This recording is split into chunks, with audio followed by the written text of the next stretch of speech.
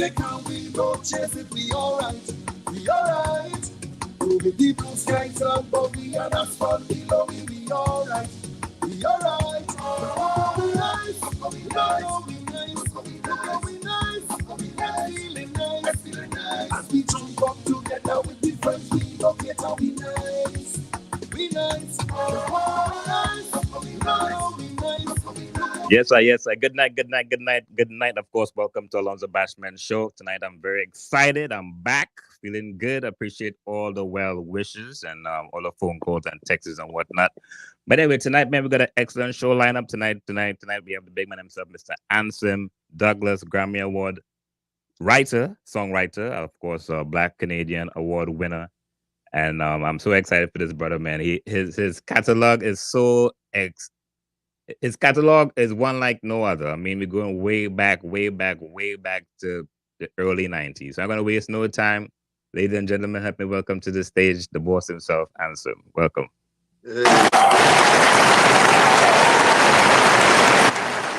Alonzo, thank you so much for having me on your show, man. Mr. Douglas, is you in a privilege. Well, first and foremost, thanks for taking time out to busy schedule, man. And it's nice to see you. So we have a lot to talk about. Oh yeah, let's jump in. Yep, jump in, man. All right. So let's start from the top. So you born and raised in Laramie, Trinidad? Yeah, Laramie is a little village. Well, it's not really a little. It's actually a very big village, right on the outskirts of San Fernando. Yes. You know? So I was born there, raised there. I went to primary school in San Fernando, but I went to St. Benedict's College back in Laramie. So that's home. That's home. Okay. Yeah. Okay. What was it like as a youth? Because I'm not too familiar with South. I'm from Arima myself, you know. Okay. So Laramie, you say it's not too far from San Fernando. So what's some of the musical influence in that area? Because you know, the southern side of the island is pretty much mixed with East Indian, African, and so forth. Yeah. So what's some of the cultural influences you had growing up in that area, Laramie? Well, as a little boy growing up, village boy, what we call country boy, long time, village boy, simple life. But the beautiful thing about it, I had exposure to so many different genres of music, from folk drumming and stuff. I remember first time me being on something resembling a stage was sitting down under my grandfather's house, because he was the man responsible for building the community center. Okay. And I would be sitting on what we used to call a sweet drink box a long time, a wooden sweet drink box. And I would be drumming at the age, I couldn't be more than 4.5 years old. Yeah. And, the villagers will come to see this little boy drumming among all these big men. So that was my first real experience of being on stage or people actually looking at me. Yeah. But in growing up, we would listen to music from, there was a DJ on the radio back then called Billy Reese the Bad Lad. Okay. Yeah. You don't know about Billy Reese, right? You're sure that you there. Nah. I don't know. But, we would listen to people like Billy Reese and Dave Elcock I know Dave Elcock. Right, and all these people growing up. Because back then you only had really 2 radio stations. You had Radio 610 and Radio 70 in Trinidad. Okay, and sometimes you would get Radio Antilles. Yes. Yeah, I'm familiar with Radio Antilles. Radio Fusion and all of that. But mainly was 2 radio stations. Yeah. And we had, in growing up, I had the exposure, I had the opportunity to listen to everybody from Tom Jones, Captain Antonil, to James Brown and the Jackson 5, the Stylistics, the Supremes, and that's on the foreign scene. And then you had even people like the Calypso artists, or the Calypsonian as we're called, who was recording back then would have been, because everybody wasn't recording. People think every Calypso artist was recording. That is not true. Yeah. A lot of the recordings that you would hear from back in the day was taken live at the Calypso tent. Okay. Because recording was a pretty expensive thing to do, So you had, of course, you had the Sparrows and the Kitcheners and the Dukes and, people like that were recording. And but a lot of the recordings that you hear were actually taken live from the tent. Wow. you know, and cleaned up over the years, so it sounds good. But a lot of them were live, actually live recordings. So I had the opportunity to listen to all these people like Blakey and Yeah. all these guys growing up, you know. And I think being exposed to all those different genres of music, it just kind of shape your whole musical career, because everything that you experience becomes part of your existence. Yes. You know? Yeah. So, Okay. Fair enough. You also grew up in the church. I believe it was a Pentecostal church. yeah. Yeah. So I'm assuming your love for music and your vocal training started. Am I correct on that? Yeah, in a serious way, because being part of the Pentecostal church choir, Yeah. now you're doing you have to sing harmonies, which I was never good at. Up to now, I'm still not good at it, because Yeah. I did a lot of lead. I did a lot of lead in the choir. Yes. So I that flaw, that weakness in my vocal ability, you know, I kind of hid behind doing lead, and I never really developed it the way it should be. I mean, I could do harmonies, but I ain't spot on. Yeah. You know? But the choir teaches you discipline. Yes. You Yes. know, so I was so grateful to be part of the choir, and then of course I found my own little band in church called Exodus. Yes. You Yes. know. I think you were 16 at the time, if I remember correctly. Oh, yeah, just about 16. That's about 16 as lead vocalist and drummer. I can't Okay. tell you when last I sat down on a drum set, but on a drum kit. But I don't even know if I can still drum. But I used to be the drummer back then. Okay. You Okay. know, Okay. singer and drummer, and we'd interchange because the drummer was a singer also. His Yeah. name was Ferguson Placid. He died quite recently, God rest his soul. So Yeah. he would sing and drum, and I would sing and drum, and we had basses. It was a beautiful thing, beautiful experience, man. Nice. Nice. Nice. So so you're 16. At this point, I'm guessing you in junior sec, so forth. Um, where at what point the love for soca started, where you could like see yourself like, you know what? I think I want to take a jab at this thing. Well, again, going back to home as a little child, in the days when we had Dave Elcock Hit Parade on a Sunday evening. Yeah. You would move the furniture, and it, of course, was wooden floor, polished wooden floor, and you put on your socks and your skate like Jason Brown. You know, you know what I mean?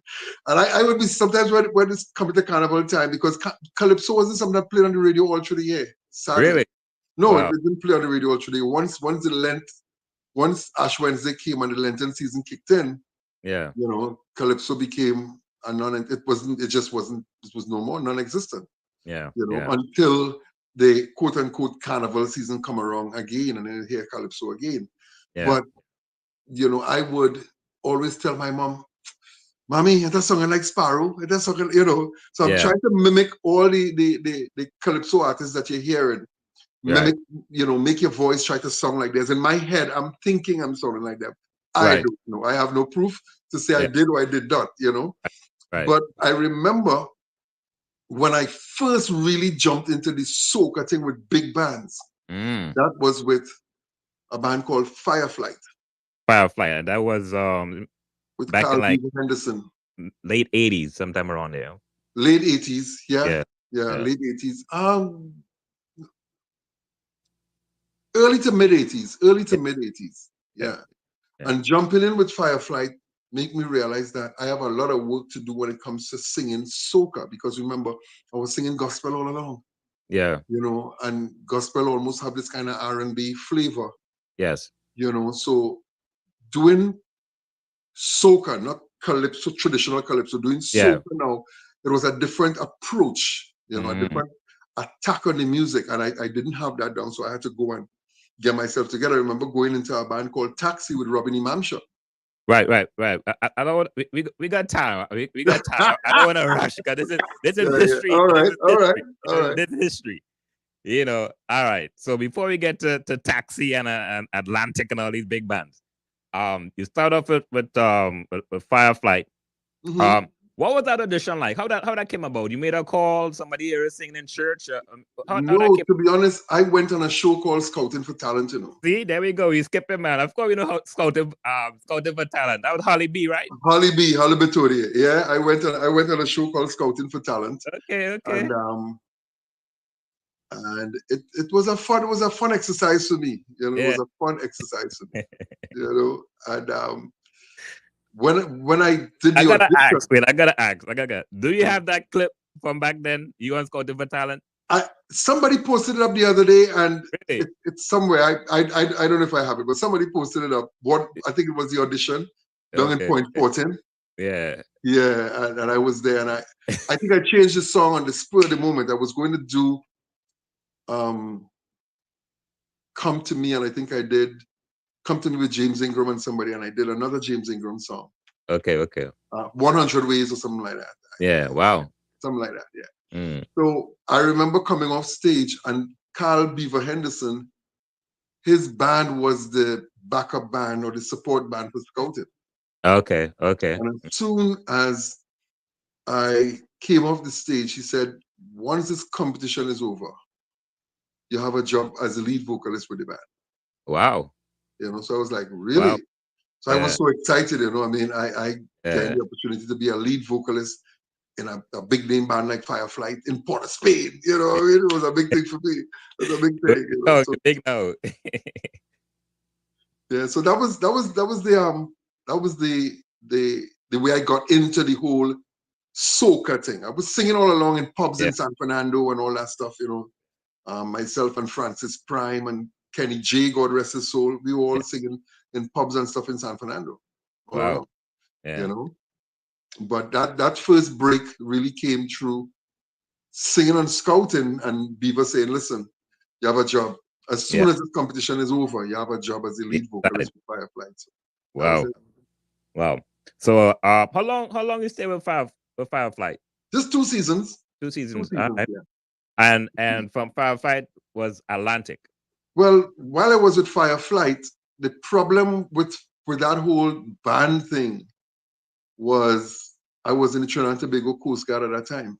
Yes. Yes. Yes. And these bands are bands that travel, eh? Yeah. You know, they always, you know, do carnival and then you move. Yeah. You know, so being in the military, it was kind of difficult. It was impossible to get the time off and the leave to go and travel to go and Mm. do music, you know. Yeah.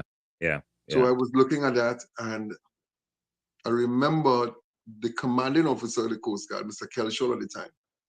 You know, I'm down on the jetty doing my work, singing. Where you station, Hartscott? No, I was down Stobles Bay. Okay. Okay. Okay. But I did Stobles Bay, I did Hartscott for a little while. I did Camp Ogden because I was Okay. working President Guard and Prime Minister Guard and all of that. The honor Okay. guard, as they call it. You Yeah. know. So, Okay. but at this point, I'm working down Stobles Bay. I'm working on board Charlie Gull 5, Yeah. and I am chipping away at my anchor on the deck. You know, on the jetty. You Yeah. know, peeking along on the jetty, and I'm chipping away and singing. Yeah. And the commanding officer sent to call me. So I went up in his office. This is for real. I went up in his office in blues. Because you know when you go to see the commanding officer, you gotta put on your whites and all of that. I went up Right. in blues. Yeah. And he said, "Young man, you like to sing?" Mm. I said, "Well, yeah, I like to sing." He said, "All right, get dressed in civilian clothes, taking you somewhere." Really? Yeah. And he took me straight to Second Image band Okay. room. Yeah. His daughter Trisha Kelshaw was singing in the band at the time. But Uh, I think when he brought me there, the band members didn't know that I was Coast Guard. So when I auditioned, I got the job on the spot. But yeah. when they realized I was in the Coast Guard, I lost the job on the spot at the same time. You're like it making sense. Yeah, because Yeah. it's a traveling band.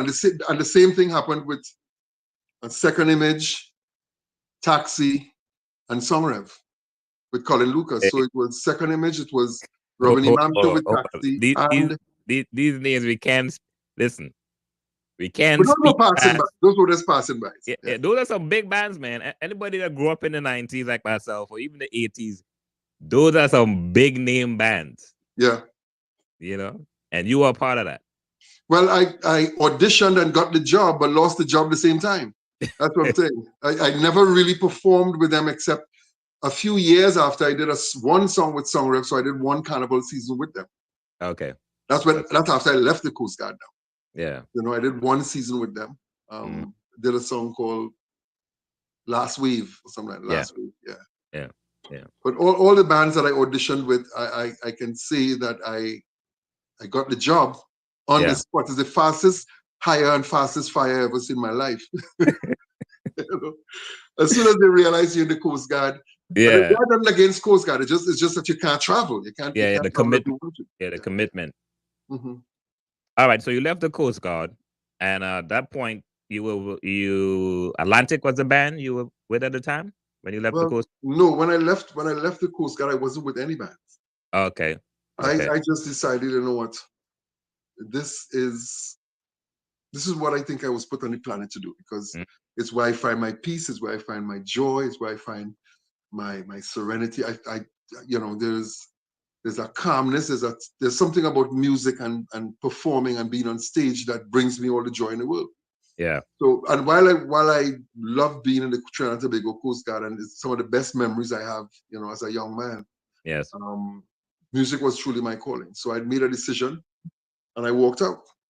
Wow. Well, I didn't walk out, but you know, Yeah. yeah. You put in your papers. I put in my papers, you know, and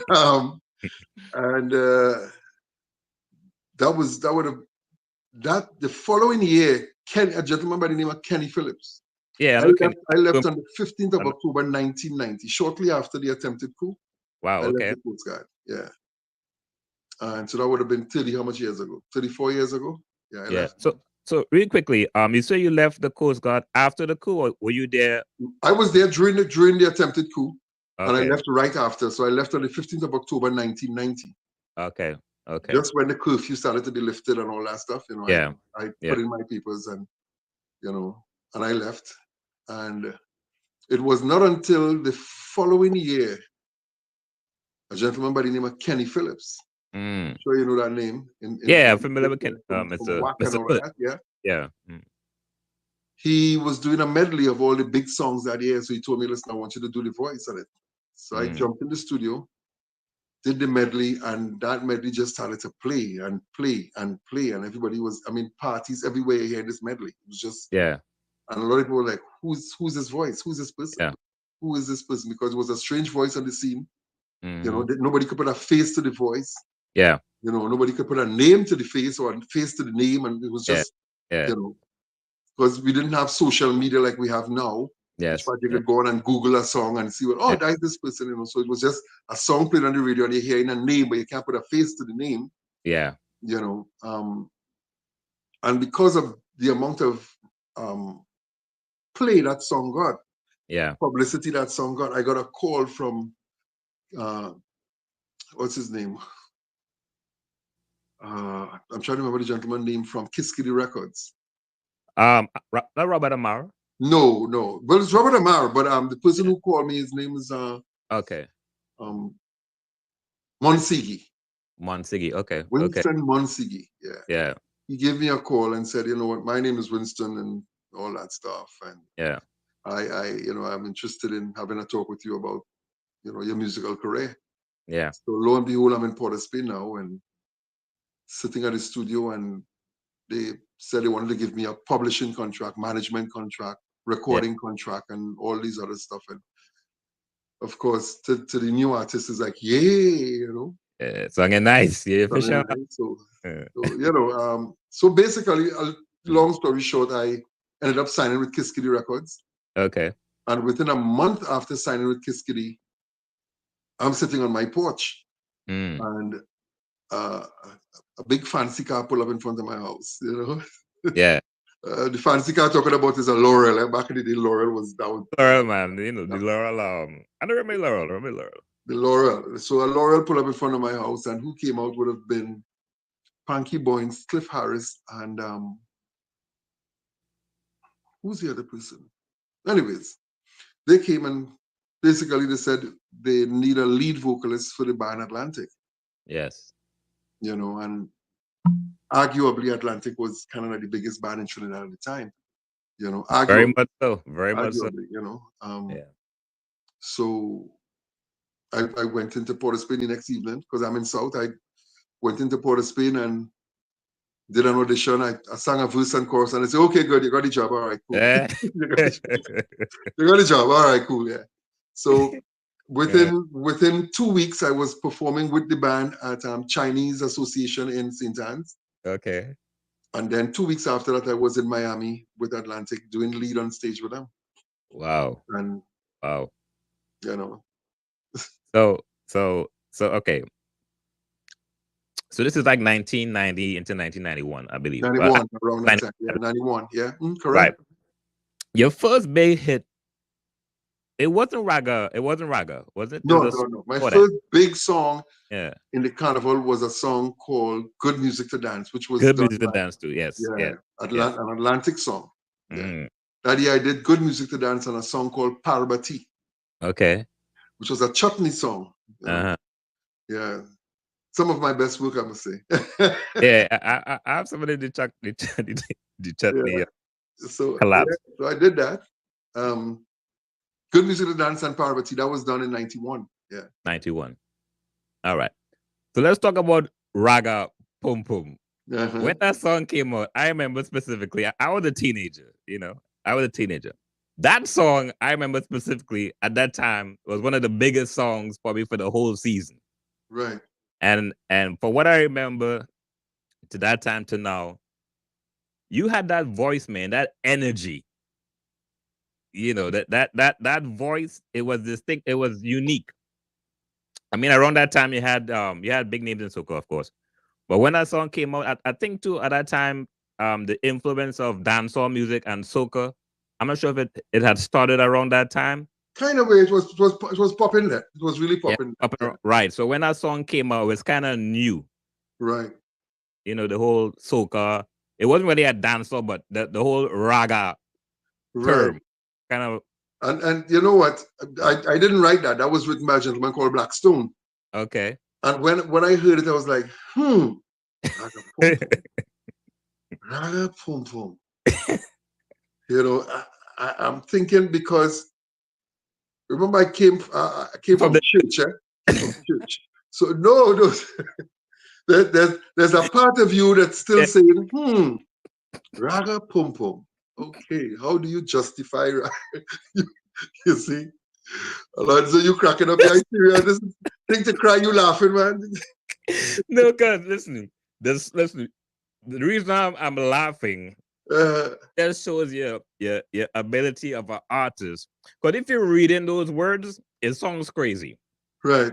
at that time. Like you say, Yeah, you yeah, up in yeah. the church, and of course, like I say, at that time in the 90s, the term raga and pum pum together in a soca song, it's kind of weird, Yeah, like grunge is like when I hear it. Honestly, I'm listening the rough demo of it Right, because the person who wrote the song is not really a singer, right? right. I'm listening to that, I'm interpreting, and I'm raga pum pum, and I'm trying to make Sense of it. lyrical sense and Yeah, justify what I'm singing. I can't just go and sing someone I can't justify it. right. Rude girls and boys make some noise. Rude Yeah, girls and boys make some noise. Hands in the air, everybody, hands in the air. yeah. Raga pum pum, boy.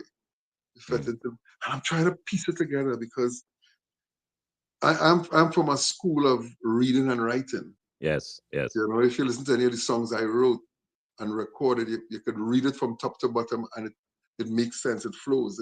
There's a beginning, a middle, and an end. It Yeah, starts somewhere, it ends somewhere. yeah, Raga Pum Pum, on the other hand, was like, whoa. But you know what? mm, It brought a kind of energy. The song itself, the attitude that was required to bring the song to life. yes, The song demanded that kind of attitude. It wasn't a song you could go and sing nice. yeah, You had to yeah. sing it with energy and attitude and everything. And I think I understood it. I captured it. I went in the studio and we did it. Yeah. And it was Lester and Paul did an amazing job with Yes. it. Legend, man. It was just an amazing track. Yeah. And up to today, wherever I perform, how many, as I said, donkey years later, 30 something years later, Yeah.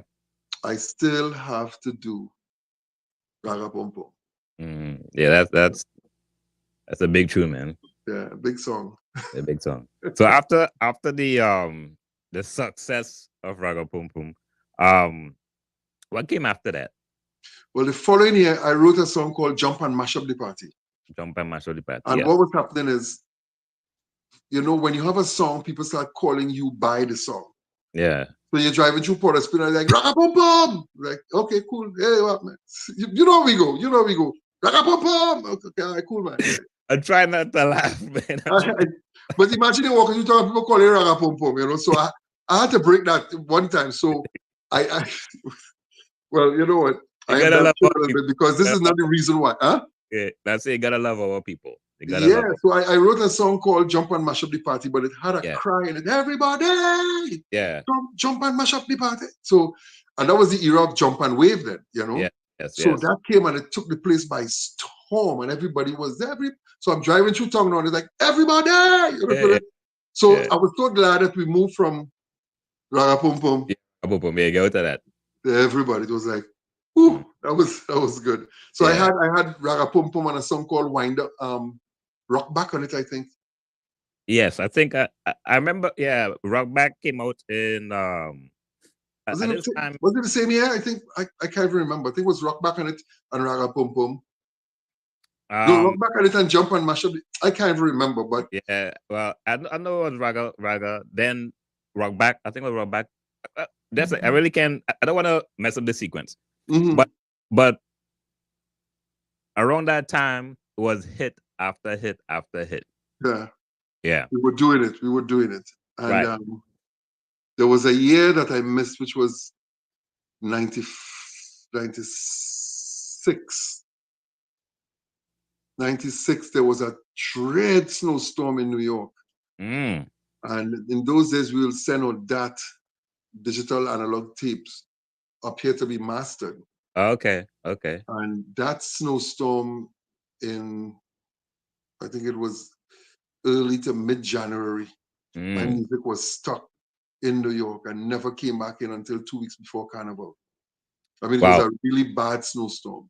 Yeah, I think that the blizzard of 96. 96, the winter of 96. So I really didn't have, my music came in like 2 weeks before Carnival. So, nothing's going on. And Kitchener, God rest his soul. Yes. Kitchener sent and he called me because he ain't doing anything. And, what's funny about our business though? And I'm hoping that with time we could break away from that behavior where it is, what have you done for me lately? We don't judge an artist based on repertoire and the body of work they've put down and their talent. We judge them on, so where's your new song? Yeah. So you could have had hit after hit after hit, as you mentioned. Yes. And there's a year you miss because of snowstorm or whatever the reason could be. Yes. You had the cold and they couldn't record, whatever the reason is. And your name will not call. And I had this conversation before. I always say soca, in my opinion, is one of the hardest genre of music for the simple fact the carnival season, once that song passes that season, you have to come with something else the following season. It doesn't matter what you did last year. That's old. That's last year. That's old, yeah. Because it's married, it's joined to the hit. Yeah. The festival and the music. Yeah. So once the festival is over, now the music got to move to other like festivals, be it Jamaica, Carnival, or Washington, Orlando, Atlanta, Houston, Baltimore, Toronto, New York, London, wherever there's a Trinidad like Carnival. Yes. The music goes there. So it's really the Carnival that is bringing the music along. Yeah. And by the time you've completed the milk run, as I call it, it's time to jump back in the studio again to record something for Carnival. So I'm not trying to jump the gun here now, but one of the reasons why I released my song, since in early September, early September, because I really wasn't I was trying to break the mold and go against the grain and just release my music when I feel it's time and just release it, But we'll come to that, we'll come to that. Yeah. You're talking about the intro song that I played in the beginning, We Nice? Yeah, We Nice, yeah. Yes, for sure.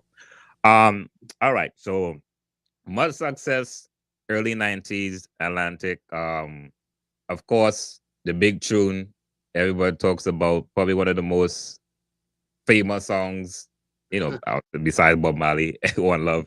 Right. Who Let the Dogs Out? Who Let the Dogs Out? Yeah, Right. that How's that came whole? in. Uh, That song was actually, I wrote that song in '96 for Carnival '97. Remember, okay. I told you '96, my music never really came to Trinidad, Right. never got But released really, right? yes, permanent. So we're at the end of '96 now, and I have about 5 songs that I'm in Trinidad. I Yeah. said, listen, I went to Beaver, say, Beaver, listen, I have these 5 songs here. Yeah. So he said, you know what, is that whole doing 5 and 6 songs again, I ain't really working it. It's more of a singles market now. Yeah. People doing 1 song, 2 song stops. Mm, So we look at the songs I had, and one of them was Who Let the Dogs Out. yeah.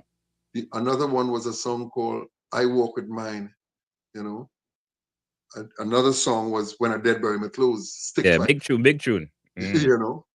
So it had 2 other songs, I can't remember them now. yeah. I don't know if I ever recorded them, and they probably get lost in time. I Yeah. don't know. Yeah. But he said, listen, you're now coming off a really, really bad season, Yeah. '96, a really bad season. He said this Who Let the Dogs Out song could be a big hit, or it could be Yeah. a big miss. So in my professional opinion, I would suggest you go with something like the Stick Fight song, which it holds nostalgia, a certain Yeah. amount of nostalgic properties. That song. You're talking about when I dead bury my clothes, right? Yeah. Yeah. That song has a old school tempo about it. Well, it's all Stick Fight. Yeah. It's the thing about it is when we decided to do that song, Yeah. I wrote 4 verses, and each verse had a Stick Fight chant for the chorus. Uh, Because I don't know if you're familiar with Stick Fight. If you're from Arima, you should know yeah. Stick Yeah. Fight and Yeah. stuff, Familiar with right? Stick Fight, man. So Yeah. when you go to a Stick Fight gathering, a Stick Fight meeting or whatever, Yeah. you would hear certain songs that they would sing. When a Dead Bury My Clothes was one. Yeah. Mm, Um, uh, Muma, Muma, your yeah. son in the grave already. Your son in the grave already. Take a towel and burn your belly. Those are songs you would hear at a Stick Fight meeting. There's Yes. Aye, aye, aye, aye, aye. If you can't breaks, don't play. So all these Yeah. are songs that you would hear while the batonaires with stick fighters in the ring. Right. Right. So Right. I use one for each verse, and Bieber said, no, no, no, no, no, no, no, no, no, no. Choose one. Wow. I said, well, why? He said, because the chorus in the song is what everybody waits for. So you don't want people to be thinking, I wonder which chorus coming now. Right. Confuse people. So it exactly. So it made a lot of sense. I was just trying to put as much culture into the song as Yeah. possible. Yeah. But from a creative standpoint, it wasn't making sense. Yeah. So I decided on When I Dead Bury My Clothes, and I think it was a really good decision, Very good decision. and we did the song and drop it, and the song just went mad in Trinidad. Yeah, that's a big You tune. know. Is it So still I, a I think while the lyric of the verse or the verses are very, very strong, and it tells a whole story about stick fighting, yeah. the chorus, that sing along, people wait for that and they know it. And as you say, it sounds old Yeah. because it's the same melody as Fire Brigade Water the Road. Fire Mm. Brigade Water the Road. And you're too young, you might, okay, all right, sorry. I'm sorry. I'm sorry. I Hey, apologize. no. Don't apologize, man, because this is one of the reasons we having these conversations because, a lot of us, put it this way, we go into generations, right? Mhm. At my age, I'm 46. Right. I grew up in the 90s, late 80s and all that stuff. So I'm familiar with some of these things, but some of these things I don't know, right? Or I'm pretty much never really heard before because, you breaking down. That's why I asked you about that particular song because listen to the songs. My background, I'm a DJ also, so Right. I'm very familiar with the music.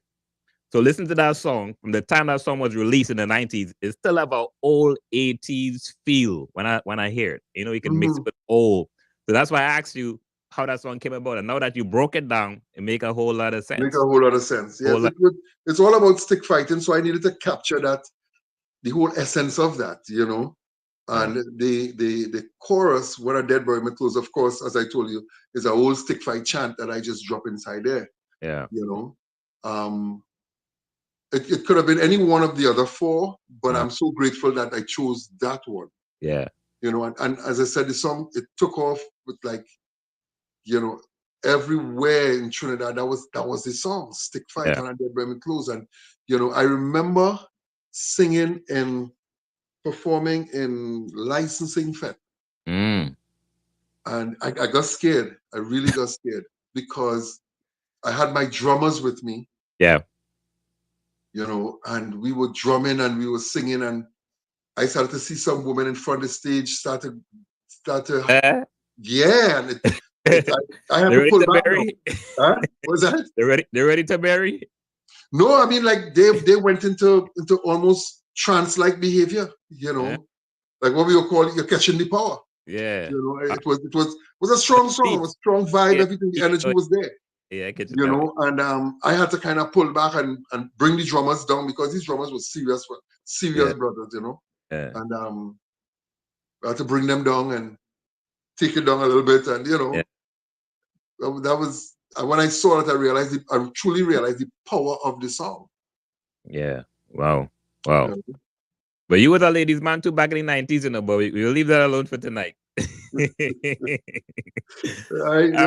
have nothing to say. I plead the fifth for that. Yes, man. For real. All right, let's go back to Who Let the Dogs Out. So you decided to run with that song. You guys decided to run with that song. You didn't realize that song was going to be such a big hit? Well, I'll tell you something. Every song that a songwriter writes, in his heart and mind, he swears a big hit to them. Yeah. Because nobody writes a song and go and spend money to record it thinking it's a failure. Yeah. Every song I write, I think, there's a big song. There's a song here. Yeah, man. And then I play it like, you can do anything. And then sometimes you have songs that you think is just a filler song, and it ends up turning to be the biggest song. For example, and I just want to go off on a little tangent here. This song, Rum and Coca-Cola. Yeah. The Andrews sisters, they did a cover version of a Calypso song that was in existence. Kind of very similar to how the Baha Men did a cover version of Who Let the Dogs Out. Yes. And they put that song on their record as a filler song. This is shortly after the World War. Yeah. Shortly after the World War. So this is 1948, 49, somewhere around there. Yeah. They recorded that song. And it became the biggest song on their record. Wow. A song that did the same thing was Dollar Wine. If you talk to Colin Lucas, Colin Lucas showed that on Taxi's album as a filler song. Really?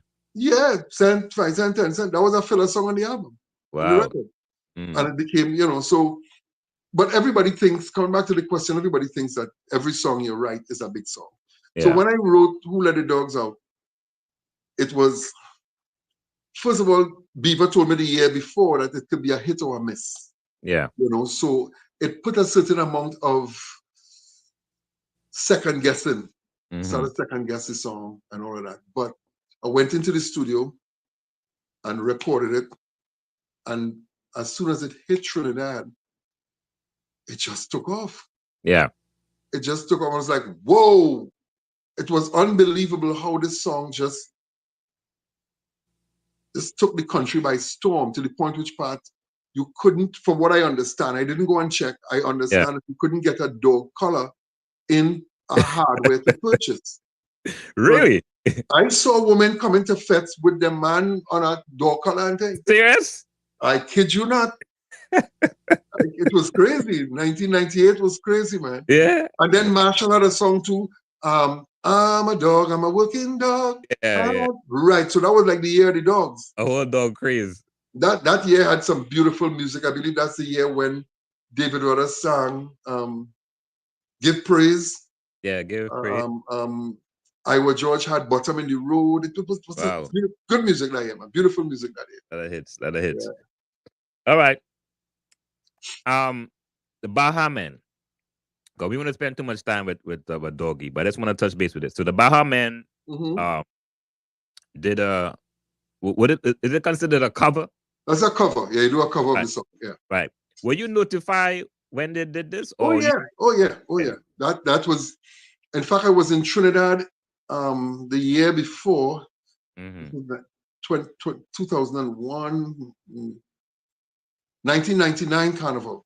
Okay. I'm in Trinidad and I got a call from um 1999 into 2000. Yeah, somewhere around there, 99 and 2000. I can't remember the exact year, but Yeah. I got a call from a gentleman by the name of Winston Simone, Okay. who told me that he is the CEO of a publishing company called Destin Songs, and they're interested in the publishing um, for Who Let the Dogs Out. So I Yeah. put him on to my manager at the time, gentleman by the name of Francis Eskai. Yes. And then we were, before you know it, moving along. We were in Manhattan, Yeah. sitting down in the office, working out contracts and all that kind of stuff. And then shortly after that, they sent me a copy of, like a demo of the Baha Men's version that they Yes. did, because now all the contracts were signed and everything. We know who owns the publishing, we know Yeah.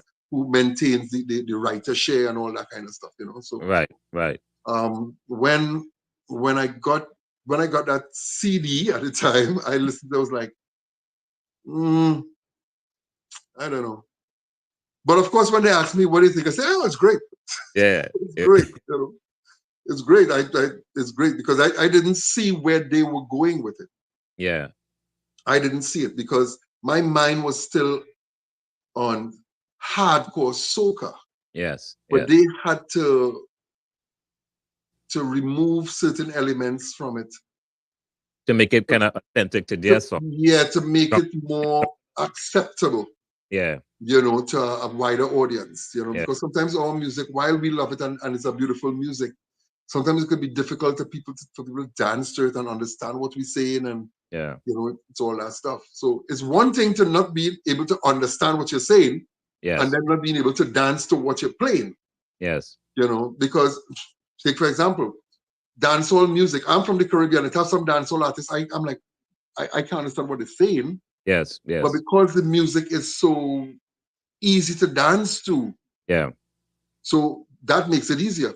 You can Yeah. listen to Latin music and you don't understand a word of Spanish, but you dance to it Yeah. Yeah. because the music is danceable, Mm. right? Our soca music sometimes is just so it's hard to even dance to it, and then I don't understand what you're saying. So Yeah. that's two strikes right there. I don't understand what you're saying, and the music too fast for me to dance to. Yeah. Yeah. So that could create a problem. Mm. And sometimes we don't like to face our truths and say, what, yeah, maybe this is a problem. Maybe we should tone it down a little bit and do this to it and do that, because you're tailoring a suit for the world. It can't. It's not a one size fit all. It's not like take it like that. I don't give a hell. Take it like that. Yeah. You want your music to go out there, so you have to tailor it for the world. Yeah. If and hear me now, nothing is wrong in doing music for your national festival. Yeah. Yeah. Jump in the road, whine in the road, roll on the ground, do what you want to do. That's our fun. I don't give two hoots. Yeah. Yeah. Roll Yeah. on the ground, have a good time. But Yeah.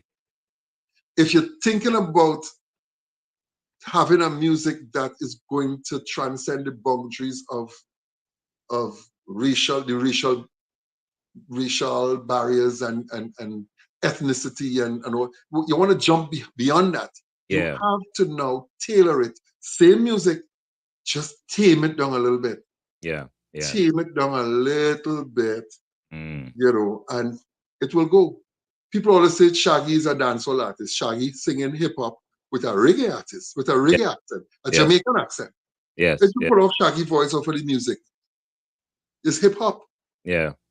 but Yeah. he's singing it with a Jamaican accent, so we consider it dance hall. Yeah. So what I'm saying is we need to start experimenting. Nothing's wrong with experimenting. That's how Yeah. we grow. That's how we learn. We're gonna make mistakes. We're gonna fall, but don't give up and say I'm done. Try different things. Mm-hmm. So I think coming back to the Baha Men, I think what they did, they removed certain elements from the song and kind of strip it down to almost naked. Yeah. And it's just who let the dogs out? And everybody goes, okay, I like this. Yeah. Yeah. And the rest is history. Yeah. Yeah. Yeah. Wow. One more question in reference to Who Let the Dog Out / Doggie. Are you familiar with Mannie Fresh? I've been seeing this nonsense circulating all over. But I will deal with that in a subsequent. I haven't seen the nonsense. I had to ask. I had to Yeah, ask. yeah, I had yeah, to yeah. ask. Well, But you know what? well, People would say what they want to say. yeah. People would, people open their mouths and anything come out, it comes out. Yeah. Not realizing people could fact check. Yeah. You know, Yeah. Yeah. people just say what they want to say, and it's okay. It's okay.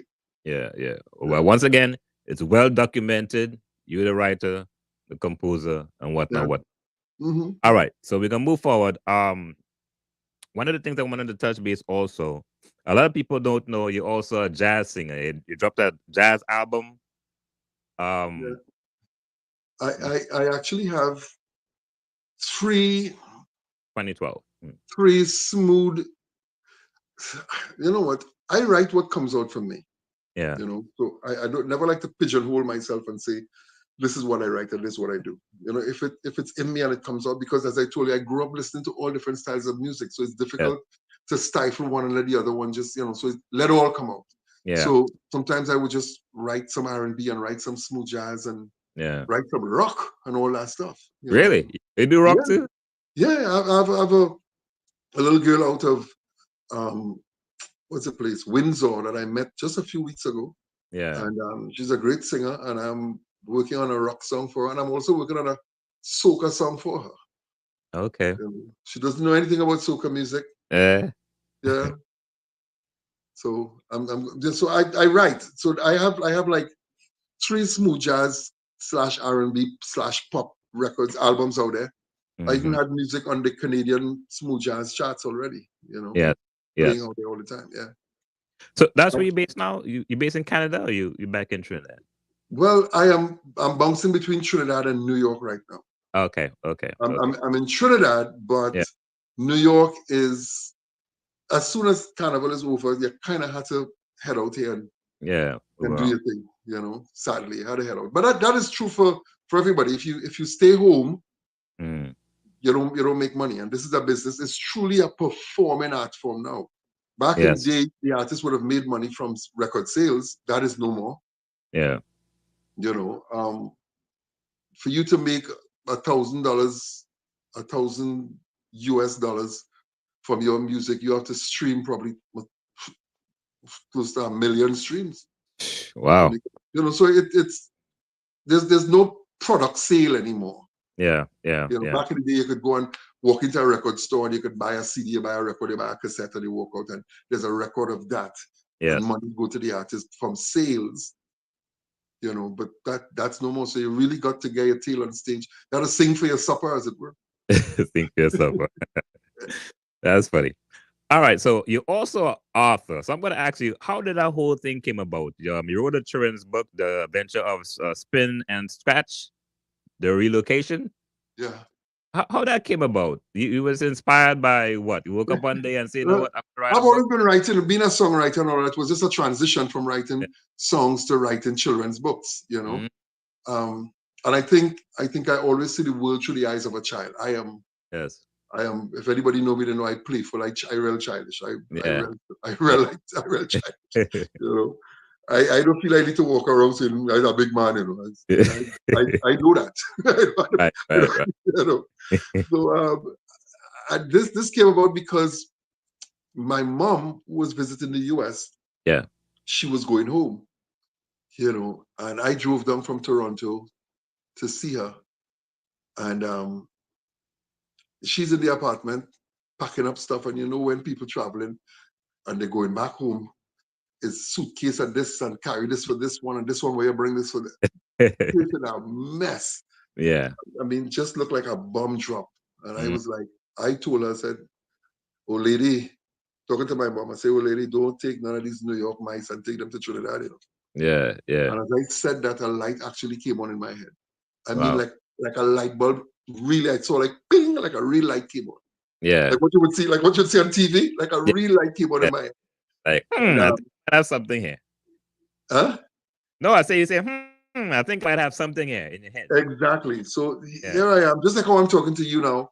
Yeah. I'm half of my brain is talking to you, and the other half is working on this book, Yeah. this idea, and I'm thinking about it, and I kind of got the whole picture of what I wanted to do. So on my Yeah. way back up to Toronto, I started writing in my head, working on it. No pen to paper, just the story. I'm telling the story in Yeah. my head, driving Mm. up. It's 8 hours drive. I'm alone on the road. No, Okay. I'm not listening to any music. I'm just me on the highway, and I'm just thinking. Thoughts, yeah. By the time I got up there, I pulled out my laptop and I started to write. And it took from then till now. So we talking years, easily about 10 years of Wow. working on this. Start, stop, start, stop. And I I I was in Trinidad and my sister called me one day and she said, "Hey, how you doing?" I said, "I'm good." She said, "You had sent me a little script of a children's book you started to work on called The Adventures of Spin and Scratch." She said, "I was just going through my trunk with papers here and I stumbled on it and I read it." And she said, "This is really good. You should finish it." Yeah. I was like, "Okay." And that was it. And I just jumped into it and started to work. When I sent it off to some publishers, they said it's too short to be a chapter book and too Okay. long to be a picture book. Yes. So we'll have to cut it up and say, "Nope, don't cut up my story. Yeah. I'll Yeah. bring it, I'll go back to the drawing board and bring it up to the length for a chapter book."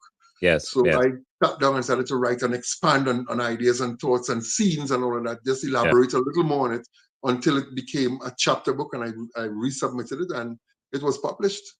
I mean, I'm Wow. self-published, and Yeah. but all while I was writing, I was thinking animation in my head. Yes. Yes. I was thinking animation. So Yeah. And this book is available. Can you get it on Amazon and so forth? no, not anymore. It was doing 5 stars on Amazon, Yeah.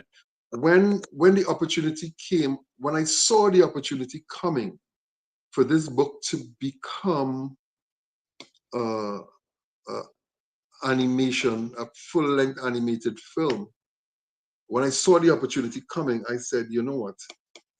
I ran into problems with publishing and all that stuff with Who Let the Dogs Out." And I say, "You know what? Yeah. I'm not Yeah. gonna, I'm gonna, you learn from your errors." Yes. So I had the opportunity to pull it from the publishers. So I took it off the shelf, I pulled it from the publishers, I got a letter of release from them and everything.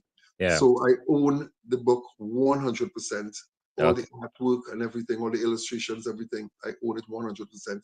And now we're focusing on animation television series. Okay. Nice. You Nice.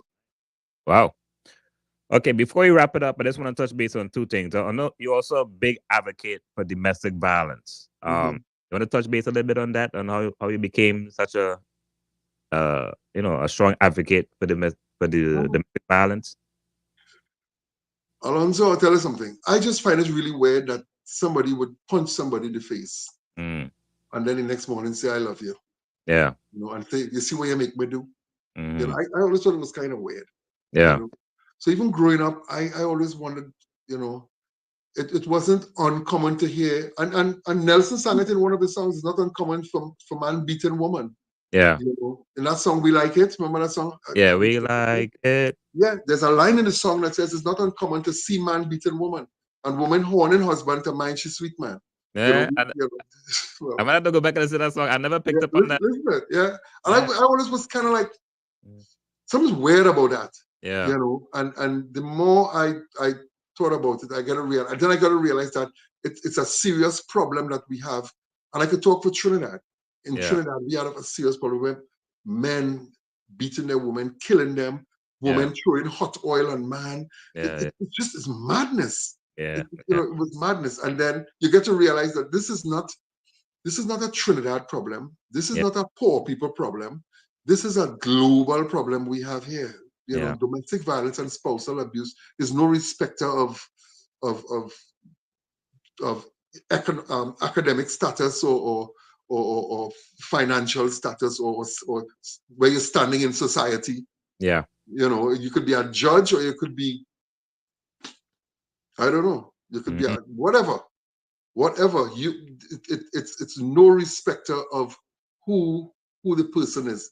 You see people who walking around in society looking all so respectable, and this is Mr. So and so and Mrs. So and so, and you don't know what's going on behind closed doors. You don't Yeah. know the abuse. So I Mm, thought, you know what, this is, as an artist, as somebody with a voice, with a mic, with a platform, I thought I would use my platform to bring a certain amount of awareness to this international scourge. That's as we're gonna call it. It's an international scourge. yes. Yes. Mhm. Well, you know, uh, uh, you know, I don't know what to say after that, man, but I definitely agree with you. Yeah. It's something that, of course, over the years, I know the government of Trinidad and Tobago has implemented laws and stuff like that in reference to domestic violence because at one point it definitely got way out of hand, you know. Mm-hmm. Um, so well, we're gonna wrap it up, man. I know it's 10 p.m. I want to hold up too late. Of course, we want to talk about the big tune you got out right now, Weeds. I'm gonna pretty much end with that. How the whole song came about. Um, We Nice was just an idea, I was just thinking about, you Yeah, know, all all the all the ugliness that is being, you know, pushed out there, the crime, the rapes, the robberies, the just so much ugliness. But we as a people, globally, we're known to be a very nice people. We're beautiful people, giving, caring. And I don't know yeah, when we became what we are becoming. I don't know when that happened. I yeah, can't tell you it happened at this particular time in history, but this particular time, I can't say it. But all I yeah, know, we've been going through this metamorphosis where we turning into this monster that I don't know. I remember being able to go down Maracas Beach with friends, yeah, we're partners with a box guitar and girls, and we hanging out and singing on the beach and overnighting. We could yeah, have done that. yeah, Men could have walked around the savannah with a girlfriend and hold hands while they go for coconut water. yeah. Wow, I yeah, mean, we live in the Caribbean. We live in the Caribbean. And that was the opening line of the song. You know, could somebody play me a calypso so I could sway like a palm tree in Tobago? That was the beauty I was seeing. yeah, yeah, The beauty of the Caribbean, sandy beaches, people strolling, just, we don't even walk fast as a people. We stroll, yeah, we go for a stroll, and all of a sudden we just turn into something, we're turning into something. So I just thought I'd do a song to reflect on who we are. What we need is togetherness. There's a line in the second verse that says, um, it's memories we're building together. Look, my phone, hey, take out a picture of me and my friends having fun. These wow, memories will live on and on and on, because the whole idea is to bring us to the mountain togetherness, happiness, friendship, love, yes, caring. I look out for you, you look out for me. Why does if I see you, I feel I have to snatch your chain and run, yeah, or shoot you, or rob you for a pair of sneakers. And the whole idea is to get away from that. And this song, those feelings, those emotions is what triggered this particular, me penning this particular song. yeah, yeah. Yeah. Well, I had the opportunity to listen to it among some other songs that you also released. After the review, I'm going to put those links so folks could download and have opportunity to take in your music. Mhm. With that, Mr. Douglas, man, any last thing you want to say to your fans? You got fans from 19 along. Been I I haven't got seen you in people. a long Listen, time, so I got people who've been following me for my entire career, yeah, and all I can say to them is thank you. I wish there were other words to say it, but all I can say is thank you, and I really appreciate your love and support throughout the years. And I look forward to that support, because without you, why am I doing this? You yes, know. So yeah, thanks to the fans, and thanks to all the presenters like yourself, the DJs, all the people who make it happen, not only for me, but for the art form, and yes. for the culture. Thank you, and keep on doing a great job. Yeah. But once again, man, give thanks. Of course, it's the website www.anslemdouglas.com. There you go. You could get it right there. And once you go on, you'd find everything. Everything Anslem is right there. All right, nice. Well, Mr. Douglas, man, it's always a pleasure. I would say it was a pleasure. It was, yes. First Thank you. time I really, I had just a want to nice. say one thing before I go. I want to say thanks to Oh, my team who's mm. working behind the scenes, because I might Yes, be I the have to thinking. thank Alicia. Thank you so much. Yes, yes. I have to thank Alicia. I have to thank Adrian. I have to Yeah. thank Winnie, my Mm. whole team who've been working behind the scenes. Thank Yes. you so very much. All my loved ones out there, you know who I'm talking about. Yes. Sending you Yes. kisses. Mwah, mwah, mwah. Yeah, Right. man, very good team, man. You have a very good team, man. When I reached out, everyone was, especially Alicia, very helpful, coached me on certain things. So I really, really appreciate it. And that's pretty much what it's all about. Yes, it is. So yeah, we look forward to seeing you again. Somewhere, Somewhere, sometime. sometime. Alonzo, thank you so very much, man. I appreciate it. I really All do. right, boss. Give thanks. Give thanks, man. Yeah.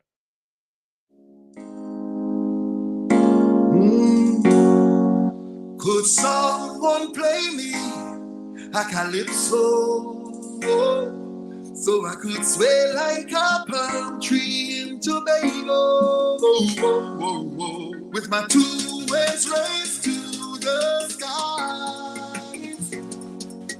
I'm tempted to jump, hey, to jump high, jump high, jump high.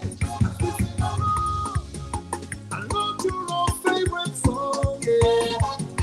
As we sing along, it seems nothing can go wrong.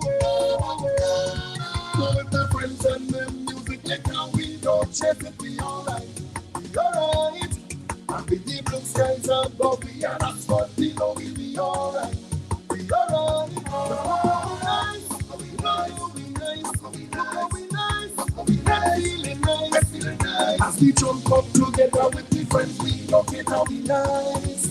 I nice, yeah, we nice, we nice, we nice, we full of vibes, full of vibes. Play we self, yeah, we ready like a whole section and we nice.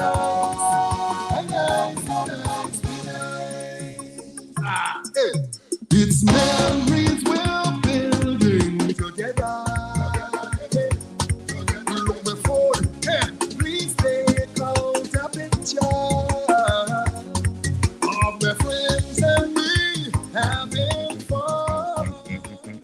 All right, folks, man. Want to say a special good night to a couple people got it locked in. Thanks for supporting the show. Thomas, Nicole,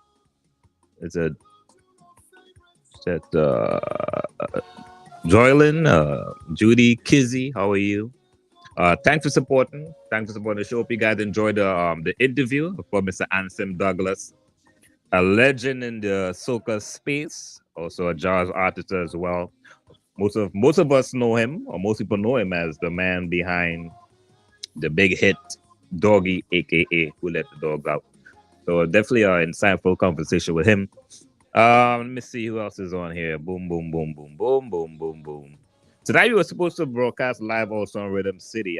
I had some issues. I didn't want it to waste too much time with that, so I have to get back and figure that out. But moving forward, the show will be broadcast live on Rhythm City FM. We also live on Facebook, YouTube, and Instagram as well. So once again, man, thank you so much. Make sure and like and share the interviews. And of course, if you want to give your financial donations, it's Cash App at Alonzo Bash. That's Cash App at Alonzo Bash.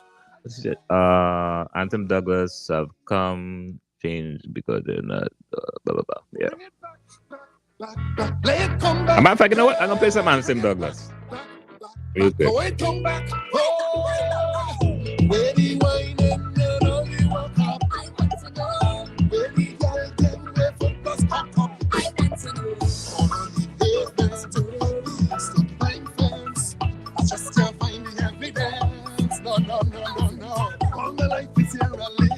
Nothing I won't ever give, just to put the feeling back in. So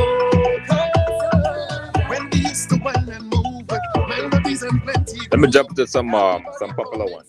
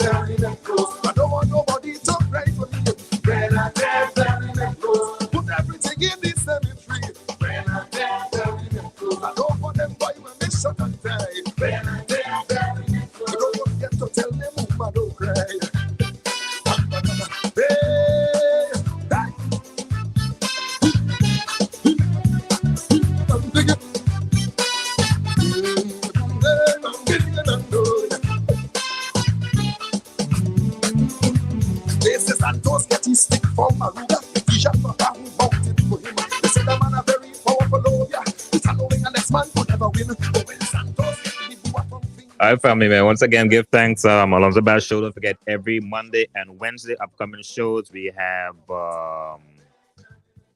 upcoming shows. We got KMT, Ken, Marlon, Charles. Could be here on Monday. If you're not too familiar with Ken, Marlon, and Charles, KMC. You go find Black KMT real quick.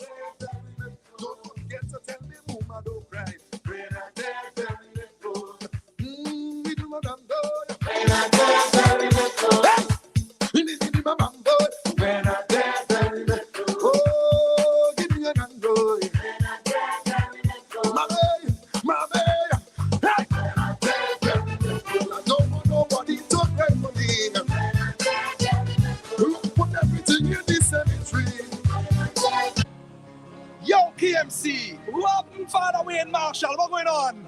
Boy, I just touched down in Trinidad, yeah? In Trinidad for Carnival? Yeah, man. First time? First time. You ever play mass? Never before. Well, it's the greatest festival in the world, you know. I saw them tell me from your little boy I grew up, you know. Let me tell you about my last year experience. No problem. Last year for Carnival, first time I played mass. Me and me woman on the trailer truck, and we taking in the grass. I can't just imagine. Of course, I just stand up on one foot. One feet driving, whoa. Quarter bottle of punching.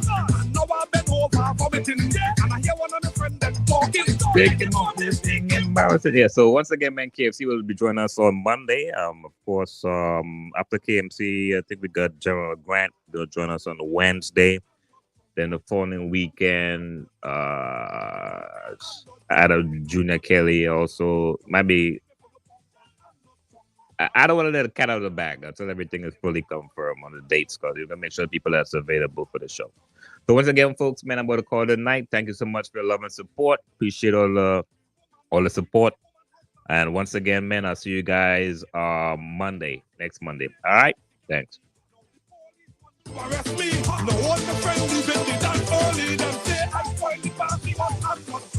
I'm not drunk. If I say what you want, I'm not drunk. I'm